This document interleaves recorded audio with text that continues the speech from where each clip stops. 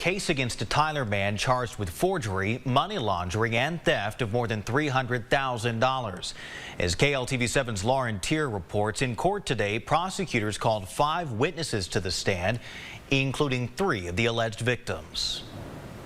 The state first called the memory care coordinator for Prestige Estates, where Betty Jo Collins resided until her death in 2018. The coordinator testified she saw Hobbs visiting Collins on a regular basis.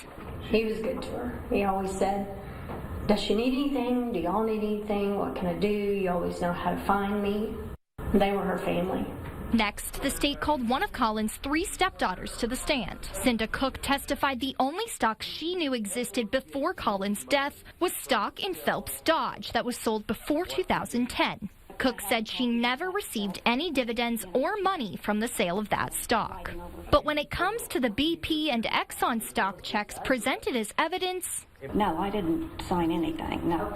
Cook's 2 sisters, Connie Gibbons and Terry Barnhart, also testified, both insisting they had no idea they were joint owners of BP and Exxon stock with Collins and never received any money or checks from those stocks. And so I think I would have remembered if I had received checks.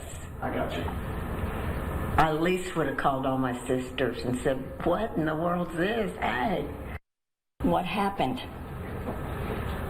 They were forged. Records show the dividends and sales receipts with the sisters and Collins' signatures were mailed to Collins' house in Tyler throughout the years. Finally, the state called Sarah Pryor, a Texas DPS handwriting expert. Evidence showed some of the endorsement signatures, however, were superimposed on checks. She testified that while she cannot say Hobbs is responsible for any forgery in this case, she also cannot eliminate him as the person who did. Lauren Tier, KLTV 7 News.